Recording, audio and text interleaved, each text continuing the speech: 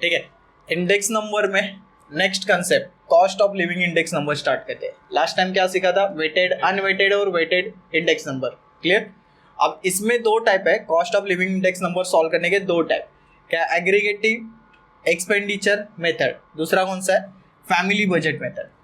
इस ये फॉर्मूला देखो, एग्रीगेटिव एक्सपेंडिचर मेथड में summation of P1 upon P0 Q0 multiply करोगे और इंटू 100, ये फॉर्मूला पहले भी यूज किया है वेटेड में, सेम फॉर्मूला, क्लियर। और ये भी पहले यूज किया है, क्लियर। फैमिली बजट मेथड का फॉर्मूला क्या है, summation of IW upon summation of W। इसमें I की जो वैल्यू होती है ये कैसे आता है, P1 अपॉन P0 इंटू 100, इससे वैल्यू निकलता है I का, पता है ना, लास्ट टाइम में बताया था।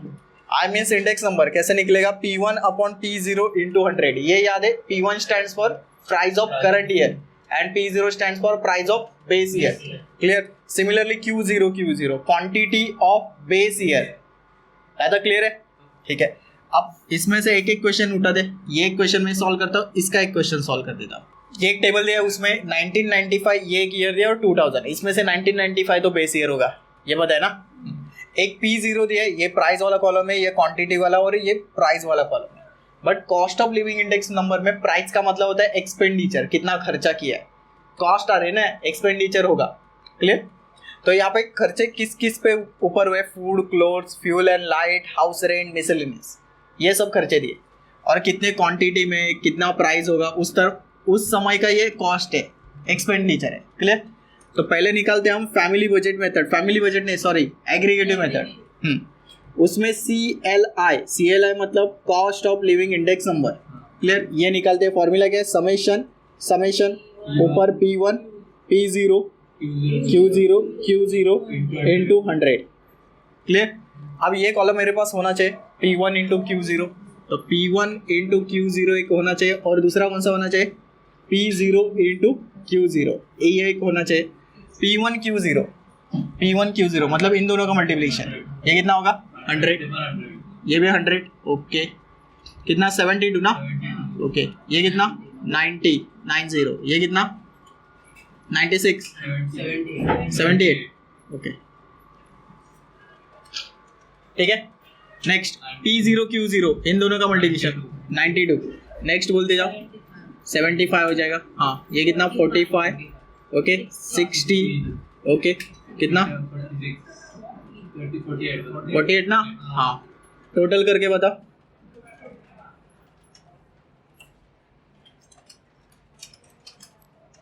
पहले वाले का टोटल करना ये, और कुछ लोग इसका टोटल करेंगे। ये 440 करेक्ट है, हाँ। Next 320, okay.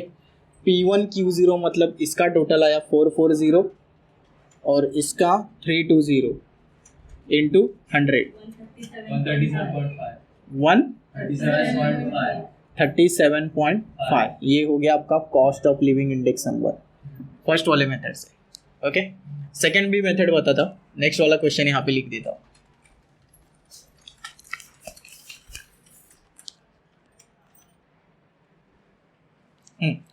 चलो नेक्स्ट क्वेश्चन लेते हैं। ये भी सेम है, group food, cloth, fuel, light, house rent, miscellaneous, ये सब सेम है। यहाँ पे अलग क्या किया है, डायरेक्टली आपको एक आई दिए, ओके। 320, 140, 270, 160, 210 ऐसे दिया, और उसके बाजू में वेट दिया है सबका, क्लियर। मतलब ये आपको फैमिली बजट से सॉल्व करना है। वैसे भी हेडिंग में लिखेंगे solve this cost of living index number by family budget method, simple, ठीक है। तो CLI का फॉर्मूला इस केस में क्या आने वाला है, summation of IW upon summation of W, ऐसे आएगा। तो IW का कॉलम मेरे पास होना चाहिए, वो पहले निकालते हैं। IW इन दोनों का मल्टीप्लिकेशन करो, 6400, ओके। इसका कितना होगा, ओके, 2100, 4860, नेक्स्ट 3520, ओके, 5250, हाँ। इसकी टोटल और W की टोटल चाहिए मेरे को, 22,130 बराबर, ठीक है। सो 22130 डिवाइडेड बाई ये 100 है, ये सॉल्व करने की ज़रूरत नहीं है, सिंपल 221.3 यहाँ पे पॉइंट आएगा।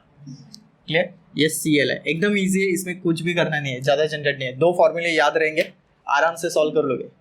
ठीक है, एक एक क्वेश्चन सॉल्व करना, इसके ऊपर एक क्वेश्चन देता हूँ, इसके ऊपर है और इसके ऊपर। देखो नेक्स्ट, अभी देखा हमने cost of living index number, 2 method देखे। ओके, उसके आगे क्या, रियल इनकम स्टडी करना है। रियल इनकम समझो क्या होता है, एक्चुअल में समझो एक पर्सन की सैलरी है 5000 इन ईयर 2010। क्लियर, अब क्या होता है, इसको ना बोला जाता है कि हर साल तेरी सैलरी 500 से बढ़ेगी, मतलब समझो 2020 आएगा, 10 साल बाद उसकी सैलरी 500 से बढ़ेगी, मतलब कितने से, 5000, मतलब कितना हो जाएगा उसका सैलरी अब भी 10,000 पर मंथ है। क्लियर, हमें तो दिख रहा है कि सैलरी डबल हुआ है, यहाँ से यहाँ तक सैलरी डबल हुआ है, बट इसका उसको कुछ भी यूज नहीं है, मतलब ज़्यादा यूज नहीं है, क्योंकि इससे उसकी परचेसिंग पावर बहुत कम हो जाएगी। एटलीस्ट इस सैलरी में कुछ तो बाय कर सकता था उस समय। ओके, 2010 में कुछ तो बाय कर सकता था, बट इस सैलरी में वो कुछ नहीं बाय कर सकता अभी।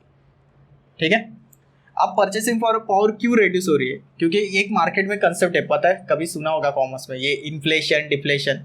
इन्फ्लेशन मतलब महंगाई ना, ओके, इन्फ्लेशन मतलब महंगाई। क्लियर, तो इन्फ्लेशन का कुछ रेट होता है, लेट से समझो अभी तो ऐसे कुछ चल रहा है 4.5% या 5% के हिसाब से, ये इन्फ्लेशन रेट है। क्लियर, इन्फ्लेशन रेट ये समझ में आ रहा है, मतलब एक चीज समझो एक साल में 100 रुपए की मिल रही है, तो 5% इन्फ्लेशन रेट है, तो नेक्स्ट ईयर में आपको 105 इतने रुपए में मिलेगी, 5% से इंक्रीज हो जाएगी उसकी प्राइस। क्लियर, तो अगर मेरी सैलरी उसके हिसाब से नहीं इंक्रीज हो रही है तो वो उसका यूज नहीं है। यहाँ तक क्लियर है। हमें क्या करना पड़ता है, उस ईयर के हिसाब से, जिस दिन हमने जॉब स्टार्ट की उस ईयर के हिसाब से अभी तक जो इनकम बढ़ा है उसका रियल इनकम निकालना है। एक्चुअल में इनकम हमारा बढ़ा है या कम हुआ है वो निकालना है, उसे कहते हैं सिंपल रियल इनकम। मतलब हमारी परचेसिंग पावर क्या हो सकती है उस इनकम में, वो हम फाइंड करने की कोशिश करते हैं इस टेक्निक से। ठीक है, अब एक क्वेश्चन लेते हैं और एक्सप्लेन करता हूँ कि इसमें क्या करना है आपको। देखो, रियल इनकम का फॉर्मूला क्या है, income for that particular year, कितना इनकम होगा उस ईयर में, divided by price index number for the same year into 100। ये जो यहाँ पे इस कॉलम में दिया है, ये कॉलम तो ईयर का है, ये समझ में आया। ये मंथली इनकम है, उस ईयर में मंथली इनकम क्या होगा। 2002 में 12,000 सैलरी मिलती थी, 2003 में 13,200 सैलरी, इंक्रीज हो रही है सैलरी। देखो 12,000 से कहाँ तक आए, 17,100 तक। बट हमें ये चेक करना है एक्चुअल में हमारा इनकम बढ़ा है, दिखने में तो नंबर के हिसाब से बढ़ा है बट एक्चुअल में बढ़ा है क्या, क्योंकि यहाँ पे प्राइस इंडेक्स नंबर जो है ये इंडिकेट कर रहा है कि इन्फ्लेशन कितना हुआ है। जो चीज़ पहले 2002 में 100 रुपए की मिलती थी, अब 2003 में कितने में मिल रही, 120, 120 की। ठीक है, 2004 में और बढ़ रहा है 130। बाद में देखो ड्रास्टिकली एक चेंज आया 20 रुपीज़ का, उसके बाद और एक 30 रुपीज़ का इंक्रीज आया। तो एक्चुअल में मेरा इनकम बढ़ रहा है या कम हो रहा है वो देखते हैं। उसके लिए फॉर्मूला है income for that particular year. यहाँ पे इनकम कितना है 12,000 ना, तो income for that particular year, ये समझ में आया, divided by price index number for that year, ये 100 इंटू 100। तो ऑब्वियसली पहले ईयर की सैलरी करेक्ट थी, उसमें कुछ भी प्रॉब्लम नहीं है। क्लियर, बट नेक्स्ट ईयर में देखो 2003 में इनकम कितना है 132,200 ना, डिवाइडेड बाय 120 इंटू 100, ये कितना आया 11,000। देखो सैलरी एक्चुअल में रिड्यूस हो रही है, रियल इनकम रिड्यूस हो रहा है। क्लियर, उसके बाद सिमिलरली 14,300 डिवाइडेड बाय 130 इंटू 100, ये कितना होगा 11,000। सेम सैलरी, तो 15,000 डिवाइडेड बाय कितना करोगे 150 ना, इंटू 100 10,000।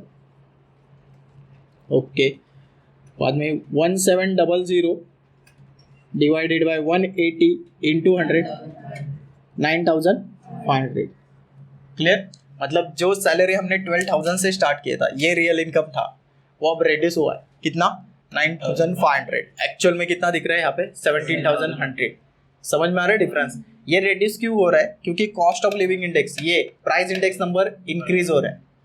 ये वाला क्वेश्चन सॉल्व करना खुद से। 100, 120, 140, 250, 260 आएगा ये, सॉरी दिस इज 260 और ये 300। नेक्स्ट कंसेप्ट है आपको चेन बेस इंडेक्स नंबर निकालना है। इसमें क्या करते हो, हर एक ईयर का अलग अलग इंडेक्स नंबर निकालना है। क्लियर? अब वो अलग अलग इंडेक्स नंबर कैसे निकालोगे, इसका फॉर्मूला क्या है, current price divided by previous price into 100। इसमें क्वेश्चन में आपको दो ही कंसेप्ट दिए होंगे, एक तो ईयर, दूसरा प्राइस, बस। अब इस ईयर के लिए प्राइस कितना है 12, ये हो गया आपका करंट ईयर प्राइस, बट इसका प्रीवियस ईयर प्राइस अवेलेबल नहीं है तो 12 से इसको डिवाइड करोगे इनटू 100। ये आंसर तो सिंपल 100 ही आने वाला है। ये क्लियर है सबको? ओके, सिमिलरली अब इस ईयर के लिए for 2009 current price is 15 divided by previous price is 12 into 100, ये कितना आया 125। Okay, next current year price is 24 divided by previous year price is 15 into 100, कितना 160। नेक्स्ट 36 अपॉन 24 आएगा इनटू ये 100, ये कितना है 150। Next 54 divided by 36 into 100, same 150। Clear? ये समझ में आया? चेन वाइज इंडेक्स नंबर एक चेन बनती है, देखो हर एक का अलग अलग इंडेक्स नंबर आता है फॉर ईच ईयर। क्लियर? इसके वजह से इसको कहते हैं चेन वाइज इंडेक्स नंबर। चलो अभी इंडेक्स नंबर में सबसे लास्ट कंसेप्ट, बेस शिफ्टिंग। इसमें इंडेक्स नंबर में क्या करना होता है, आप पहले आपको एक टेबल देंगे, उसमें पहले से इंडेक्स नंबर इंक्लूडेड होंगे, जैसे कि ये टेबल ऑलरेडी इंक्लूडेड है, इंडेक्स नंबर हो एज इट इज है, बट जो इंडेक्स नंबर उन्होंने निकाले उसमें जो बेस ईयर होगा वो समझो कुछ बहुत साल पुराना बेस ईयर है। बेस ईयर पता है ना, 0 से इंडिकेट करते हैं। बेस ईयर होगा वो पुराना इंडेक्स नंबर, पुराना बहुत पुराना हो चुका है, जैसे कि समझो 20 साल हो गए, 20 साल पुराना इंडेक्स नंबर निकाल रहे। क्लियर? अब वो चाहते हैं कि कुछ नया इंडेक्स नंबर ले, कुछ नया इंडेक्स नंबर मतलब कुछ नया ईयर लेके आपको एक नए इंडेक्स नंबर बनाना है। क्लियर? जैसे कि यहाँ पे बोल रहे हैं रिकंस्ट्रक्ट द फॉलोइंग सीरीज, ये पूरा सीरीज आपको रिकंस्ट्रक्ट करना है, नया बनाना है series of a index number using 1990 as a base. किसको बेस बनाना है? 1990, इसको बेस बनाना है। क्लियर? तो इसका फॉर्मूला सिंपल है, old index number of year, old index number मतलब ये, clear, divided by index number of new base year. अब न्यू बेस ईयर मतलब ये, इसका इंडेक्स नंबर ये 180। तो सिंपल कैसे करना है, देखो ओल्ड इंडेक्स नंबर कितना है 110 और बेस किसको बोल रहे हैं, इसको ना 180 इंटू 100, ये कितना आया 61.11। क्लियर? सिमिलरली अब ये ओल्ड इंडेक्स नंबर है divided by base index number कितना है 180, सेम ही आएगा इंटू 100 72.22। क्लियर? सेम वे होता जाएगा, ये 150 डिवाइडेड बाय 180 आने वाला है इंटू 100 83.33। आगे 175 डिवाइडेड बाय 180 97.22 और 180 डिवाइडेड बाय 180 इंटू 100, ये तो सिंपली 100 ही आने वाला है 100। ओके, और 200 डिवाइडेड बाय 180